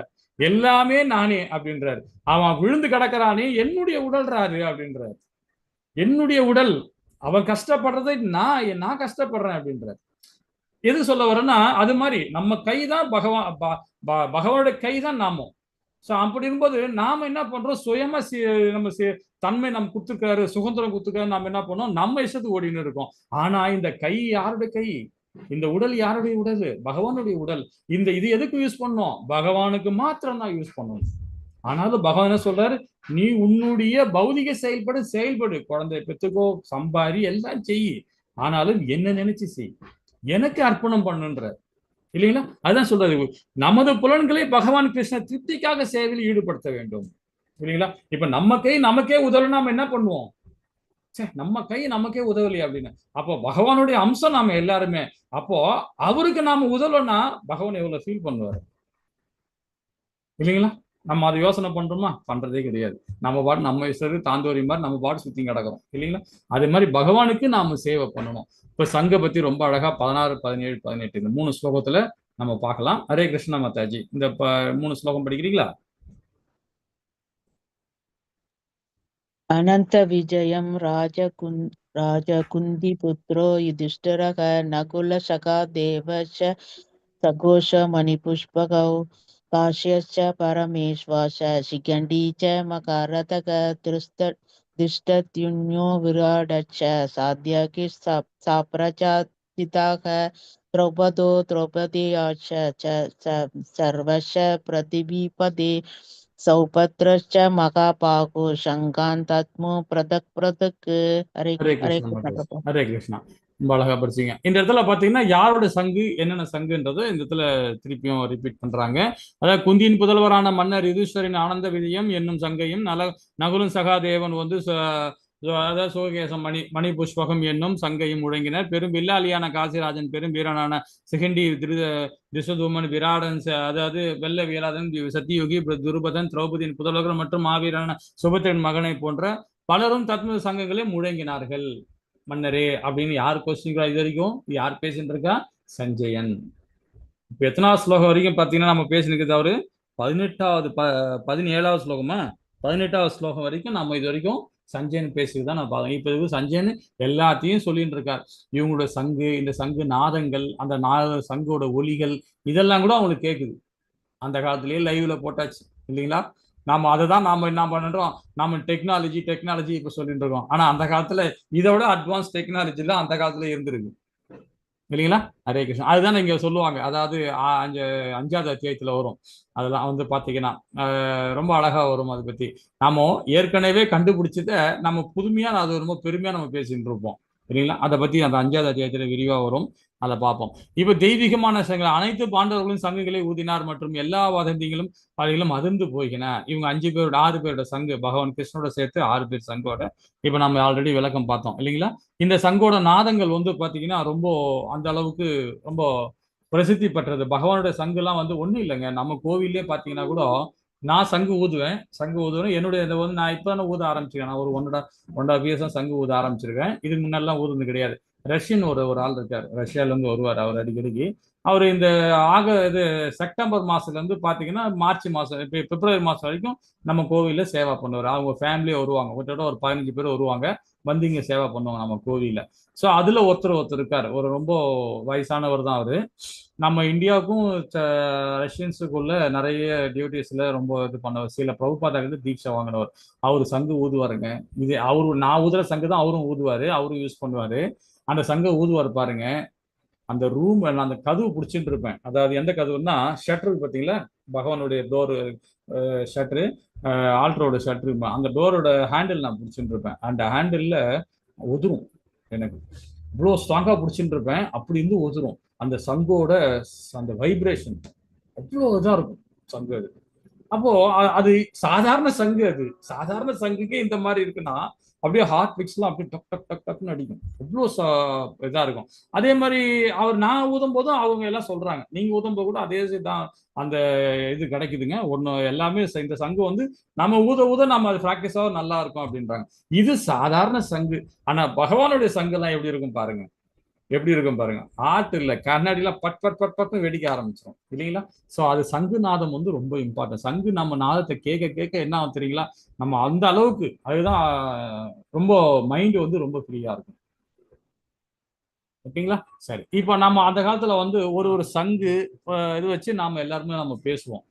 ஒரு இப்போ நம்ம ஃபேமிலியில வந்து இப்போ உங்க கோத்திரம் கேட்பாங்க, என்ன கோத்திரம் அப்படின்னு கேட்பாங்க, உங்களோட இது என்ன, வம்சத்தோட இது என்ன அப்படின்னு கேட்கறாங்க இல்லையா? ஆனா அந்த காலத்துல அந்த மாதிரி. இப்பெல்லாம் என்ன கேட்கறாங்க, நம்பர் தான்.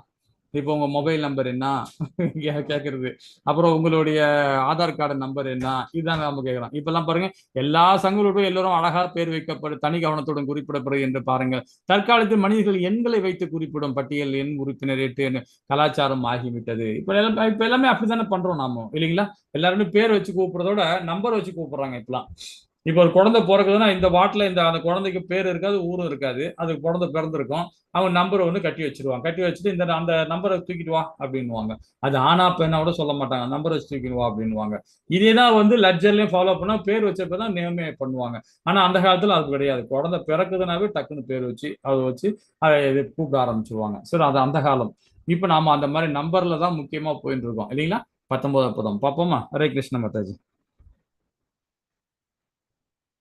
च कोशोतार्तराष्ट्राणां हृदयानि व्यतरयत् नभश्च प्रदीपिं चैव तुमुलो अपन्यो नादयन् பல்வேறு சங்கொலிகள் முழக்கம் பேரொலியாக எழுந்து பூமியும் வானமும் நடுங்குமாறு எதிரொலிக்க திருதராஷ்டிரன் மகன்களுடைய இதயங்கள் சிதறி போயின. ஹரே கிருஷ்ணா. ஹரே கிருஷ்ணா. பகவானுடைய அவங்க சங்குநாதம் கேட்கும் போது ரொம்ப ஆக்ரோஷமா இருந்தது. யாரோட சங்குநாதம்? பீஷ்மரோட சங்குநாதம். அப்புறம் அவங்க சைடுல துரியோன் சைடுல சங்கு ஊதும் போது கொஞ்சம் ஆக்ரோஷமா இருந்தது. அதனால வந்து வைப்ரேஷன் இருந்தது. ஆனா வந்து இவங்க பயப்படுற அளவுக்கு வைப்ரேஷன் எல்லாம் கிடையாது, நார்மலோட கொஞ்சம் இதா இருந்தது. ஆனா இவங்க சங்குநாதங்கள் பாத்தீங்கன்னா இடி இடி எப்படி விடுக்கும் அந்த மாதிரி ஒரு சவுண்டு, பயங்கரமான சவுண்டு. அதெல்லாம் பார்த்தீங்கன்னா ஆப்போசிட்ல இருக்கவங்க எல்லாமே திணற ஆரம்பிக்கிறாங்க. அந்த ஒலி கேட்ட உடனே அவங்களுக்கு எல்லாம் இதையெல்லாம் அப்படியே அதாவது பகவானுடைய சங்குநாதம் கேட்க கேட்க என்ன ஆகும்னு நம்ம சொன்னோம் இல்லைங்களா?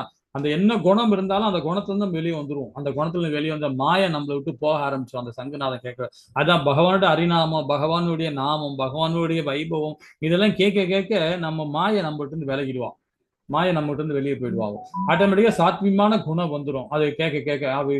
அது அதே மாதிரி இருக்கும்போது பார்த்தீங்கன்னா சங்குநாதம் கேட்க கேட்க அவங்களுக்கு வந்து அந்த அதர்மவாதிகளுக்கு எல்லாம் வந்து பயம் வர ஆரம்பிச்சிருச்சு. பயம் வர, அதுல இருந்து வெளியே வரத்துக்கு அந்த மாய வெளியே வர வர அவங்க என்ன ஆகுது, அந்த பயம் வர ஆரம்பிச்சிருச்சு. அப்ப இதுல வந்து இந்த இடத்துல வந்து ரொம்ப அழகா சொல்லப்பட்டிருக்காங்க. பகவான் அதுக்குதான் சரணடையணும். பகவான்கிட்ட சரணாகதி அடைஞ்சோன்னு வச்சுக்கலாம், கண்டிப்பா நம்ம எந்த ஆபத்து வந்து நமக்கு விடுதலை கிடைக்கும். அது ரொம்ப இம்பார்ட்டன்ட் விஷயம். அதுதான் பகவான் என்ன சொல்றாருன்னா, இதுல வந்து 8வது அத்தியாயத்துல பரத்தை அடைதலை பத்தி ரொம்ப அழகா சொல்லும் போது சொல்றாரு, நீ என்ன நினைச்சு நீ தியானம் பண்ணும்போது பாத்தீங்கன்னா இறக்கும் தருவாயிலேயே என் நாமத்தை நீயே சொல்ல ஆரம்பிச்சிடும். நான் சொல்லணும் வைக்கணும் அவசியமே இல்லை, நீயே சொல்ல ஆரம்பிச்சிருவார். அதான் நமக்கு வேதம்லாம் எது கொடுத்துருக்காங்க, நம்மளை பக்குவப்படுத்துறாங்க. நம்மளை பக்குவப்படுத்தி அந்த வழியில வாங்கன்னு கூப்பிடுறாங்க.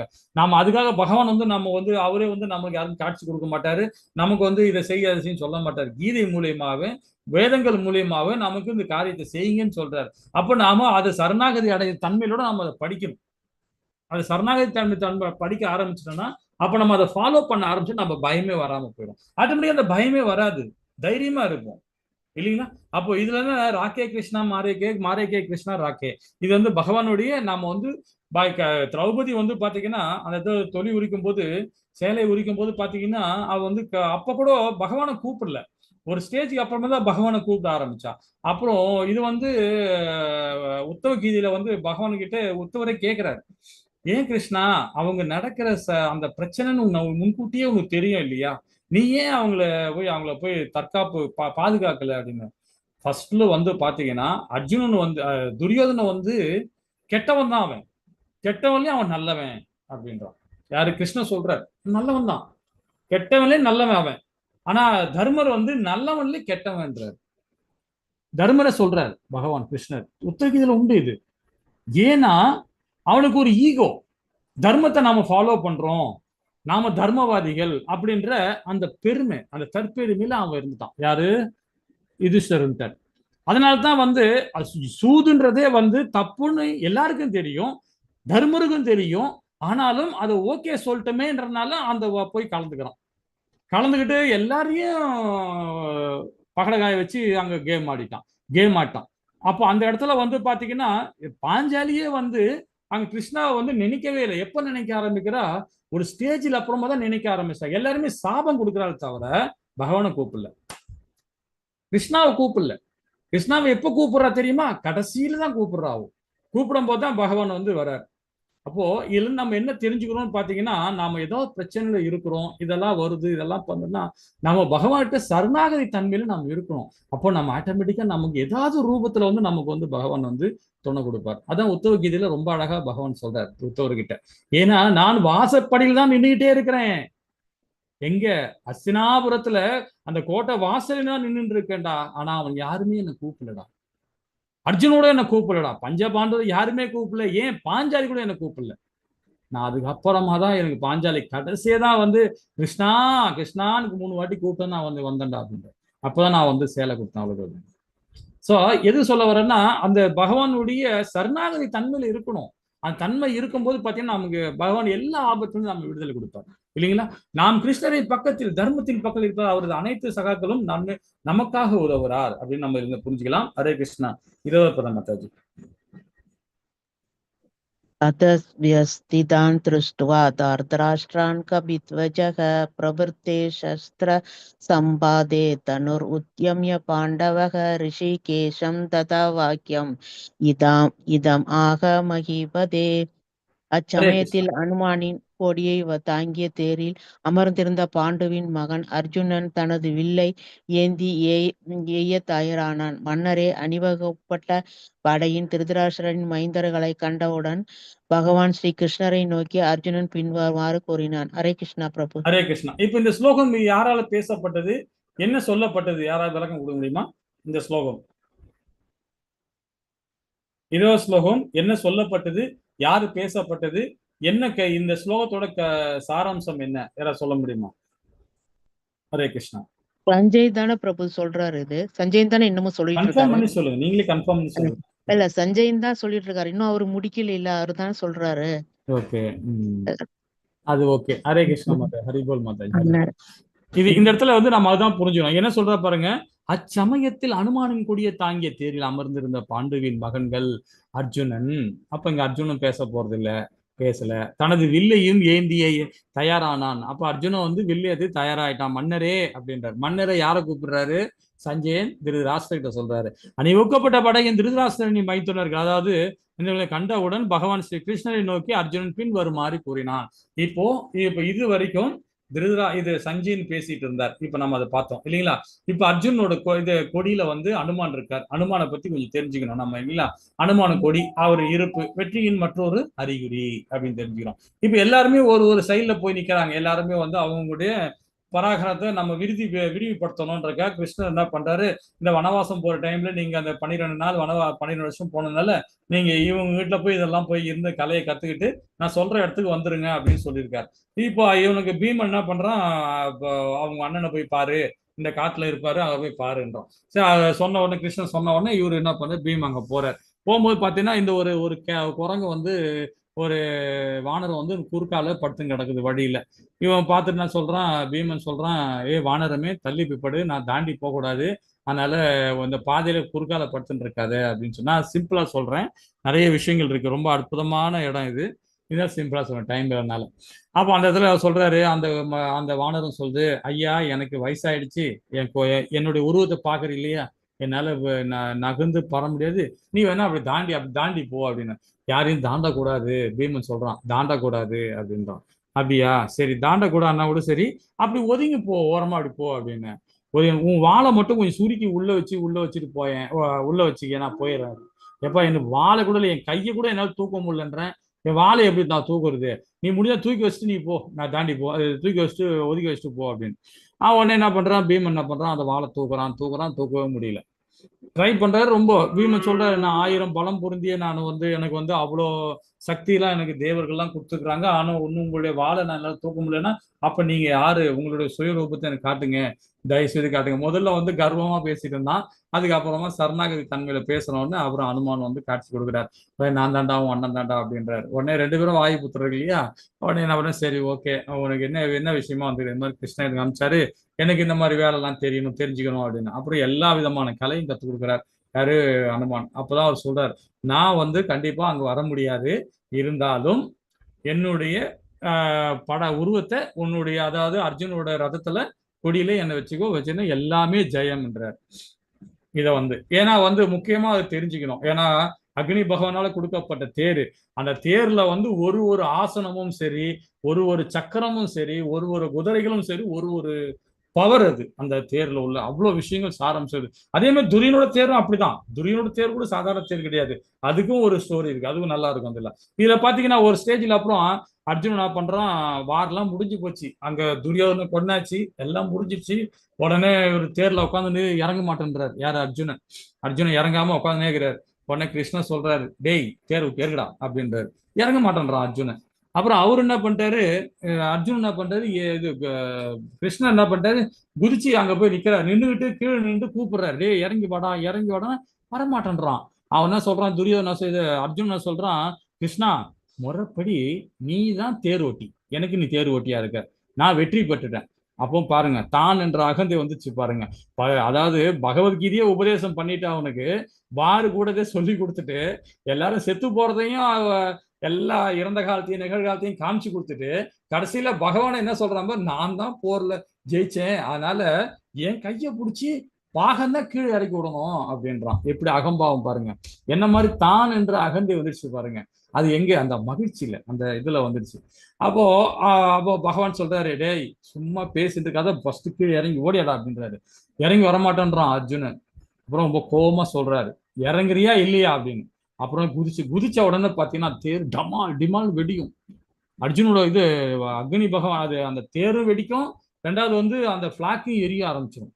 எல்லாமே தேர் வெடிச்சு தானோன்னு அது அர்ஜுன் அப்படியே பயந்து பாக்குறான், என்னாச்சு கிருஷ்ணா, நம்ம தேர் இந்த மாதிரி ஆயிடுச்சு என்ன. அப்பதான் சொல்றாரு பகவான், என்ன சொல்றாரு, டேய் நீ ஜெயிக்கலடா, நானும் ஜெயிக்கலடா, அந்த தேரோட அற்புதம்டா அது, அதுல உள்ள தேவர்கள், உனக்கு வந்த பீஷ்மரோட ஒரு அம்பும் பல்லாயிரம் கோடிக்கணக்கான உயிரினங்களை கொல்லக்கூடிய பவர் சக்திடா அதெல்லாம். சிவபெருமானால கொடுக்கப்பட்டது, பரசுராமனால கொடுக்கப்பட்ட ஆயுதங்கள், சூரிய பகவானால கொடுக்கப்பட்ட கர்ணங்கட்ட ஆயுதங்கள், அந்த மாதிரி ஒரு தேவர்களால கொடுக்கப்பட்ட ஆயுதங்கள்லாம் வச்சு உன்னை வந்து கொன்னாங்க, உன்னை கொல்ல ட்ரை பண்ணாங்க. அவ்வளோத்தையும் யாரு வாங்கிட தெரியுமா, ஹனுமான், அக்னி பகவான், தேவர்கள் எல்லாம் தாங்கி நின்னாங்க. இப்போ எல்லாமே ஜெயிச்ச பிறகு அந்த ரதம் வெடிக்கணும், அது இதாயிடணும். இப்போ அது வந்து அப்படியே எல்லாமே உள்வாங்கி அவ்வளவு வெடிக்கிற சூழ்நிலை இருக்கு, அதுதான் உன்னை கீழே வாடான்னு சொன்னேன் அப்படின்னு. அப்போ பாத்தீங்களா, நமக்குள்ள பகவான் இருக்காரு, எல்லாமே செயல்படும். ஆனா நாம என்ன நினைக்கிறோம், நான் தான் செஞ்சேன், நான் தான் பணம் சம்பாரிச்சேன், நான் தான் குழந்தைய பெற்றுக்கிட்டேன், நான் தான் வீடு கட்டினேன், வாசல் கட்டினேன், இப்படி நாம எல்லாம் சொல்லிட்டு இருக்கோம் இல்லைங்களா. இது எல்லாமே அதர்ம காரியங்கள். இந்த வார்த்தைகள் ஃபுல்லா அதர்ம காரியம். நமக்கே தெரியாம சூட்சமமாக நிறைய நல்ல விஷயங்கள் நடக்குதுன்னா அது பகவானுடைய அருள் இருந்தாதான். அப்ப பகவானுடைய கருணை இருக்கணும் இல்லைங்களா. அப்ப தான் என்று அகந்தே இருக்கக்கூடாது. இங்க அர்ஜுனுக்கு வந்த மாதிரி நாம இருக்கக்கூடாது இல்லைங்களா. 21, 22. ஹரே கிருஷ்ணா மாதாஜி. हरे कृष्ण प्रभु। अर्जुन उवाच सेनयोरुभयोर्मध्ये रथं स्थापयामेच्युत यावत् केदान् निरिषेधं योद्धु कामान् अवस्थितान् कयर्मया सह योद्धव्यम् अस्मिन् रणसमुद्यमे. அர்ஜுனன் கூறினான், வீழ்ச்சி அடையாதவரே, போர் புரியும் ஆவலுடன் இங்கு கூடியுள்ளவர்களில் எவர்களோடு நான் இந்த மாபெரும் போரில் ஈடுபட வேண்டும் என்பதை பார்க்கும்படி தயவு செய்து எனது ரதத்தை இரு சேனைகளுக்கு மத்தியில் நிறுத்தவும். ஹரே கிருஷ்ணா. இப்பதான் முக்கியமான இடத்துக்கு நம்ம வந்திருக்கிறோம். இது வரைக்கும் பாத்தீங்கன்னா சஞ்சயன் சொன்னார். ஃபர்ஸ்ட் ஸ்லோகம் திருதராஷ்டிரர், 20வது ஸ்லோகம் வரைக்கும் சஞ்சயன் பேச ஆரம்பிச்சிருந்தாரு, பேசிட்டு இருந்தாரு. இப்ப 21, 22ல அர்ஜுனன் பேச ஆரம்பிச்சிருக்கார். என்ன சொல்றார்? அர்ஜுனன் சொல்றான், 2 சேனைக்கு நடுவுல கொண்டு போய் தேரை போய் நிறுத்துங்க அப்படின்னு இப்ப சொல்றார். இப்பதான் நாம வந்து கீதையே பேசப்பட போகுது. இது வரைக்கும் நம்ம கீதையை படிக்கல. அதாவது ஸ்டார்டிங்ல யார் யாரு என்னென்ன போர் கடத்துல யாரா இருக்கா என்னன்னு இருக்கான்றத நம்ம சாராம்சம் புதுறோம். நம்மளுடைய ஆச்சாரிகள் வந்து ரொம்ப அற்புதமாக நமக்கு இந்த ஸ்லோகத்தோட ஒரு சப்போர்ட்டிங் ஸ்லைடோட போட்டு நமக்கு ரொம்ப அற்புதமா கொடுத்துட்டு வராங்க. முன்கவங்க இல்லைங்களா? இப்ப 2 சேனை கொண்டு போய் 2 சேனை நடுவுல கொண்டு போய் தேரை நிறுத்துங்க அப்படின்றது பகவான் கிட்ட அர்ஜுனன் சொல்றார். அப்படி இதுல வந்து நம்ம என்ன சொல்ல புரியுது பாத்தீங்கன்னா, போர் புரியும் ஆளுடைக்கக்கூடிய உள்ளவர்கள் எவர்களோடு நான் இந்த மாபெரும் போரில் ஈடுபட வேண்டிய பார்க்கும்படி தயவு செய்து ரதத்தை இரு சேனைகளுக்கு மத்தியில் நிறுத்தவும் அப்படின்றத இங்க சொல்றாரு. இங்க வச்சல வந்து பகவானை பத்தி நம்ம இதுல குறிப்பிடணும். அந்த 2-3 ஸ்லோகம் வரும்போது அதை பத்தி குறிப்பிடலாம். ஏன்னா ரதம் ஓட்டுறதுல ஒரு பெரிய விஷயம். நம்ம ஒரு கார் டிரைவர் வச்சுட்டு இருக்கோம். இப்ப நம்மளே டிரைவ் பண்றோம்னா பார்த்து நம்ம எவ்வளவு ஜாக்கிரதையா கார் ஓட்டணும் இல்லைங்களா? டிராவல் பண்ணும்போது யார வராங்க இது போறாங்கன்னா. அதே மாதிரி ரதம் ஓட்டுறதுல வந்து பெரிய ஒரு விஷயம். ஏன்னா பார்ல நடக்கும்போது அவ்வளவு பெரிய விஷயம். இப்போ நிறைய பேர் பல்லாயிரக்கணக்கான சண்டை போடுற இடத்துல ரதம் ஓட்டுறவர் வந்து பாத்தீங்கன்னா அவரு தன்னுடைய காப்பாத்திக்கணும். அதே மாதிரி பின்னாடி இருக்கிற ரதம் பயணி வந்து அவரையும் வந்து அவர் என்ன சொல்றாரு அது காது கொடுத்து கேட்கணும். அந்த மாதிரிலாம் இருக்கும். அந்த சவுண்டுல பார்த்தீங்கன்னா ஐயோ அம்மா கொய்யா கொய்யான்னு கத்தி கிடப்பாங்க சண்டையில போடும் போது. அப்போ இவர் என்ன பண்ணார்? பின்னாடி இருக்கிறவரு அவரு ரதம் ஓட்டுற ரதம் பின்னாடி பயணிக்கிறார். அவர் என்ன பண்ண வில்லோ இல்லைன்னா காலோ எடுத்து ரைட்ல போனா ரைட்ல மிதிப்பாங்க, லெப்ட்ல போனா லெப்ட்ல மிதிப்பாங்க, முதுகுல மிதிப்பாங்க. யாருக்கு? தேரோட்டி மிதிப்பாங்க. ஏன்னா சத்தம் கேட்காது அவங்களுக்கு. ரைட்ல திரும்பினா ரைட் கால உதைப்பாங்க. ரைட் சைடு முதுகுல இங்க குத்துவாங்க. அதே மாதிரி லெஃப்ட் சைடுனா லெஃப்ட் சைடுல குத்துவாங்க. ஸ்ட்ரைட்டா போனா நடு முதுல குத்துவாங்க. காலை எடுத்து உடைப்பாங்க. இல்லைன்னா வில்லு எடுத்து குத்துவாங்க, அம்பு எடுத்து குத்துவாங்க. இந்த மாதிரிலாம் செய்வாங்க. சரி, அதெல்லாம் கூட பகவான் தாங்கிக்கிட்டார். அர்ஜுன் செஞ்சான், அந்த செயலை செஞ்சான். மகாபாரத்துல ரொம்ப அழகா கொடுக்கப்பட்டிருக்கு. அதாவது அது ஏன் சொல்ல வரனா, கிருஷ்ணருக்கு தெரியும் ரைட்ல போன லெப்ட்ல போன அவருக்கு தெரியும், எல்லாமே தெரியும். இருந்தாலும் நமக்காக அந்த அடியும் குத்தியும் வாங்கிக்கிட்டார். எதுக்காக? தர்மம் நிலைநாட்டுறதுக்காக. பகவான் அதுதான் சொல்றார். எங்க 5வது அத்தியாயத்துல ரொம்ப அழகா சொல்றாரு. எங்கெல்லாம் அதர்மம் இருக்கோ அங்கெல்லாம் நான் கண்டிப்பாக அவதாரம் எடுப்பேன்னு சொல்லியிருக்கிறார் இல்லைங்களா? அது போல அவதாரம் எடுத்து எதுக்காக? நம்முடைய பக்தர்களை காக்கதான். பக்தர்களை காக்கவே அவர் அவதாரம் எடுக்கிறார். நரசிம்ம அவதாரம் எடுத்தார். இவ்வளவு லட்சக்கணக்கான அவதாரம் எடுத்திருக்கிறார் இல்லைங்களா? 23வது பதம் என்ன சொல்றாரு பாப்போமா? ஹரே கிருஷ்ணா மாதாஜி. हरे कृष्णा प्रभु। योदस्य मानवन अभिषेक अहम येदे अदर्शमादः தார்தராஷ்டிரிய துர்புத்தேர் யுத்தே பிரிய சிகீர்ஷவக. கெட்ட புத்தியுடைய திருதராஷ்டிரனின் மகனை மகிழ்விக்கும் விருப்பத்தோடு இங்கு போர் புரிய வந்திருப்பவர்களை நான் பார்க்க வேண்டும். ஹரே கிருஷ்ணா பிரபு. ஹரே கிருஷ்ணா. இங்க பாத்தீங்கன்னா இப்போ வந்து இவர் என்ன சொல்றாருன்னா, கெட்ட புத்தியோட திருதராஷ்டிரனின் மகன்களை மகிழ்விக்கும் விருப்பத்தோடு இங்க போர் புரிய வந்தவர்களை நான் பார்க்கிறேன். ஏன்னா அவங்க ஆப்போசிட் சேனையில் உள்ளவங்க யார் யார் இருக்கிறாங்கன்னு நான் பார்க்கணும் அப்படின்னு கேட்கிறார். யார் யார் இருக்கிறாங்கன்ட்டு நான் பார்க்கணும் அப்படின்றத இந்த இடத்துல அவர் கோடிட்டு காட்டுறார். இந்த இடத்துல பாத்தீங்கன்னா போர் ஈடுபட்ட வந்தவர்களை பார்க்கணும் ஏன் சொல்ல வர்றாரு அப்படின்னு பாத்தீங்கன்னா, அவங்க நல்லவங்களா கெட்டவங்களான்னு அது வேற விஷயம். இப்போ வந்து பாத்தீங்கன்னா இவங்களுடைய தாய் மாமன், அர்ஜுனோட தாய் மாமன், இந்த பாண்டவரோட தாய் மாமன் ஒருத்தர் இருக்கிறார். யாரு தெரியுமா? அவரோட தாய் மாமன், இவங்களோட பாண்டவரோட தாய் மாமன் முக்கியமா சகாதேவ மகாதேவன். தாய் மாமன் பேர் தெரியுமா? சல்லியன் தானே பிரபு? சல்லியன் தானே பிரபு? மாமா சல்லியன் வந்து இவங்களுக்கு வந்து தாய் மாமன் உறவு 2 பேர். இவங்க 5 பேருக்கும் அவங்களே வந்து பாண்டு இவங்க சைடுல இருக்கிறாங்க, துரியோதன் சைடுல இருக்கிறாங்க. நண்பர்கள்லாம் வேற இருக்கிறாங்க, இவங்களோட நண்பர்கள்லாம் இருக்கிறாங்க, உறவினர்லாம் இருக்கிறாங்க. இவங்கெல்லாம் யார் யார் வந்திருக்காங்க என்னன்றதை பார்க்கணும் அப்படின்னு சொல்லிட்டு பார்க்கணும் ஆசைப்படுறான் அர்ஜுனன். யாரெல்லாம் வந்திருக்கிறாங்க அவங்கள ஆர்வத்தை பார்க்கணும், அதையும் பார்க்கணும். அவங்க வந்து என்னை கொல்ல வராங்களா இல்ல கடமைக்காக போர் பண்றாங்களா, இதெல்லாம் ஒரு அப்சர்வேஷன் பண்ணணும் அப்படின்றத சொன்ன. பலத்தை மதிப்பிட அப்படின்றான். போர்க்களத்தில் சமாதான முயற்சிக்கு இடமே இல்லை. இந்த இடத்துல அந்த முயற்சிக்காக அவன் பண்ணல, சமாதானத்துக்காக வரல. ஆனா இங்க வந்து பாத்தீங்கன்னா அவனுடைய செயல்பாடு இப்படி இருக்கு. அதே பக்தவசனம் பகவான் கிருஷ்ணர். அதுக்கு பாத்தீங்கன்னா இங்க இந்த இதுக்கு காரணம் என்ன, பகவானுடைய இந்த இதுல வந்து பாத்தீங்கன்னா அச்சுதா அப்படின்ற என்றுமே வீழ்ச்சி அடையாதவர் பகவானுடைய இந்த இருப்பு. அதாவது தூய பக்தரின் ஆணையை மேற்கொள்கிறார். பகவானுக்கும் இடையிலே சேவை செய்ய திவ்யமான போட்டி இங்க. ஏன்னா பகவான் வந்து இதுல ஒரு பெரிய 2-3 கதை சொல்லணும். இந்த இடத்துல ரொம்ப அற்புதமான இடம் இது, பகவானை பத்தி சொல்லணும். நமக்கும் பகவானுக்குள்ள உறவு இல்லைங்களா. இந்த போட்டோ தான் நான் எல்லாத்துலயும் வச்சிருப்பேன். நான் ரொம்ப அழகான அற்புதமான இது. ஏன்னா பாத்தீங்கன்னா பக்தர்களை பகவான் அப்படிதான் காப்பார்.